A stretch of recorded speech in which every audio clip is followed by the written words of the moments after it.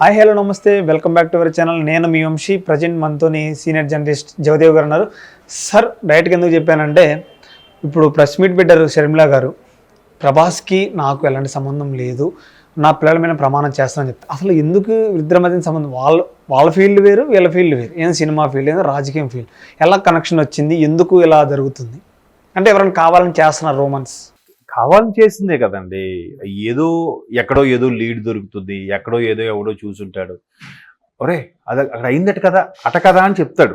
ఒక నలుగురు ఫ్రెండ్స్ మాట్లాడుకున్నప్పుడు అట కదా, అక్కడ వాళ్ళు వచ్చి వెళ్ళారంట కదా, వెళ్ళారంట కదా అనేది వాళ్ళు నలుగురికి చెప్పిన తర్వాత ఆ నలుగురు 4 వైపులకు వెళ్ళాక వెళ్ళారు అంట కదా అని మరి పోద్ది. ఇంకా అరే అక్కడ వెళ్ళారా అంటే ఈడే పక్కన చూసినట్టు. సో ఇట్లాంటివి these are called gossips, rumours, అంటే ప్రోపగాండా, ఉన్నది లేనట్టుగా చెప్పడం. సో ఒక 4-5 ఏళ్ళ కిందటికి వెళ్తే మేబీ 4 years అవుద్ది అనుకుంటా, ప్రభాస్ గారికి షర్మిలమ్మ గారికి ఏదో ఉంది అన్నట్టుగా చాలా వైరల్ అయ్యే మాటలు వచ్చాయి. సో దాని మీద ప్రభాస్ గారు కూడా ఒకసారి సీరియస్ అయ్యారు, ఖండించారు. పట్టించుకుంటే మళ్ళీ అదొక ప్రాబ్లం కదా, మళ్ళీ దాని మీద వీడు ఎందుకు ఫీల్ అయ్యాడు ఏదో అనేవాళ్ళు ఎక్కువ. ఎందుకంటే ఇవాళ రేపు అరచేతిలో ఫోన్ వచ్చిన తర్వాత ఎవడెవరి గురించి మాట్లాడేస్తాడు, ఎవడెవరి గురించి చెప్పేస్తాడు. సరే, ఈవిడ కూడా చాలా రోజుల తర్వాత స్పందించారు. ఎందుకు స్పందించాల్సి వచ్చింది అనుకుంటున్నాను నేనంటే, నిన్న మొన్న జగన్మోహన్ రెడ్డి గారు ప్రెస్ మీట్ పెట్టినప్పుడు ఒకప్పుడు షర్మిల గారి గురించి, షర్మిల వ్యక్తిత్వం గురించి బ్యాడ్గా పబ్లిసిటీ చేసింది. ఎన్బీకే అని రోడ్ నెంబర్ 36లో బిల్డింగ్ ఉంది, దాని వెనక ఎన్బీకే అంటే నందమూరి బాలకృష్ణ ఒక టవర్స్ ఏదో ఉంది, ఆ బిల్డింగ్ లో ఉండే ఒక ఆఫీసులో నుంచి ఈ విధంగా ఆ ఐపీ అడ్రస్ ప్రకారం మాకు నా మీద బ్యాడ్గా చేసినట్టు నాకు తెలిసింది. దీనికి బాధ్యతగా లోకేష్ గారు, బాలకృష్ణ గారు బాధ్యత వహించరా అని షర్మిలమ్మ గారు అప్పుడెప్పుడో అన్న వీడియోని జగన్మోహన్ రెడ్డి గారు నిన్న చూపిస్తున్నారు.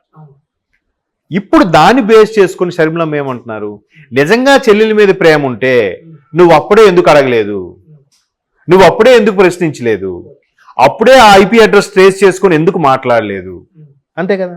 అవన్నీ ఎందుకండి? వర్రా రవీందర్ రెడ్డి ఆ మహానుభావుడు, నిజంగా మహానుభావుడు అనాలో ఏం చేయాలి అలాంటి వ్యక్తుల్ని? అంటే మనుషుల్లో సొసైటీలో బతకడానికి అర్హత లేని వాళ్ళు నిజంగా ఎంత దారుణంగా మాట్లాడాడండి. షర్మిలమ్మ పుట్టుక మీద ప్రశ్నించాడమ్మా, విజయమ్మ గారిని కూడా అవమానించాడు కదమ్మా. వాడిని ఒక్క వైసీపీ నాయకుడైనా, ఒక్క వైసీపీ కార్యకర్త అయినా ఖండించారమ్మా? లేదు. ఇప్పుడు ఈరోజు కూటమి ప్రభుత్వం చర్యలు తీసుకోవడానికి చేస్తే తిరిగి వాడి తరపున మాట్లాడుతున్నారు. మీ అందరికి కాదు, ముందు నన్ను అరెస్ట్ చేయండి ఎవరైనా చూస్తాను అని అంటే వాళ్ళందరూ రెచ్చగొట్టేలాగా మళ్ళీ మాట్లాడుతున్నారు. అంటే తల్లికి చెల్లికి అన్నా కూడా స్పందించలేదంటే పోనీ, ఇప్పుడు ఈయన ప్రమేయం లేకుండా వారి కింద వాడెవడో ఒక వెధవ పోస్ట్ పెట్టాడు అనుకుందాం, ఈయన మీద అభిమానం కొద్ది. కానీ ఒరే మరి అలా ఎక్స్ట్రీమ్ లెవెల్కి వెళ్తున్నారంటే కోపం రాదా? తల్లికి చెల్లికి అంటే ఇప్పుడు ఉర్దూలో ఓల్డ్ సిటీలో కానీ ఒక వర్డ్ ఉంటుంది, తెలంగాణలో కానీ ఎల్ డాష్ అని ఎవడైనంటే ఊరుకుంటాడా? ఇంకే తిట్టుకైనా యాక్సెప్ట్ చేస్తాడు. కానీ ఆ డాష్ అనే పదం మాత్రం దిగితే మాత్రం అది ఎంత ఫ్రెండ్షిప్ లో ఉన్నా కూడా రేజ్ అయిపోతాడు. అవునా? మరి అంత మాట అన్నా కూడా కనీసం రెస్పాండ్ లేదు, చలించలేదు, ఖండించలేదు. పైగా షర్మిలమ్మ గారిని ఎప్పుడో నా బాలకృష్ణ గారికి, లోకేష్ గారికి అన్న వీడియోని నేను చూపిస్తున్నప్పుడు ఆ విషయాన్ని ప్రస్తావించి ఇప్పుడు ఈవిడ ప్రశ్నిస్తున్నారు. అర్థమైంది కదా. నెక్స్ట్ ఆస్తుల గురించి కూడా ఆవిడేం అడగలేదే. ఫస్ట్ ఈయనే సరస్వతి ప్రాజెక్ట్ సంబంధించి ఈయన కోర్టుకి వెళ్ళాడు. కోర్టుకి వెళ్ళడం, గిఫ్ట్ డీడ్ క్యాన్సిల్ చేసుకునే ప్రపోజల్లో నేషనల్ కంపెనీ ట్రిబ్యునల్ లా ఏదో NCTI ఏదో అంటారు దాన్ని, దానికి వెళ్ళినప్పుడు ఈయన ఫస్ట్ బయట పెట్టుకున్నాడు. ఆవిడ ఎక్కడ బయట పెట్టింది? ఆవిడే తిరిగి బయట పెట్టింది, ఆస్తుల కోసం మాట్లాడింది అని చెప్పి అంటున్నారు.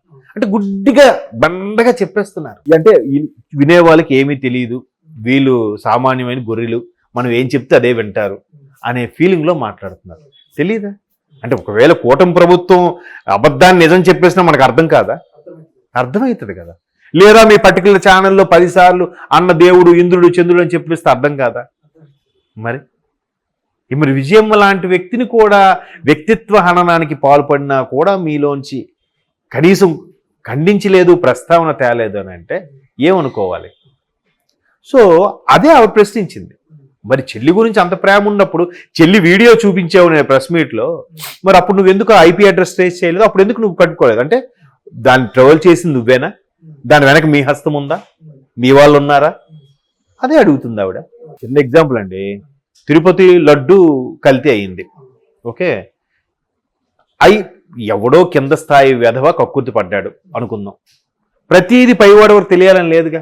ఇప్పుడు మంత్రి దగ్గర పిఏ ఉంటాడు, వాడు ఏం చేస్తాడు, మంత్రి గారు పిఏ బిల్డప్ ఇచ్చి సార్ బిజీగా ఉన్నారు బా, బిజీగా ఉన్నారు అన్న కొద్దిగా పని, బిజీగా ఉన్నారా కుదరదు మా, వెళ్ళి ఒక 1000 పెట్టాం అనుకో, అదా ఒకసారి లోపలిగా చూసి వస్తానంటాడు.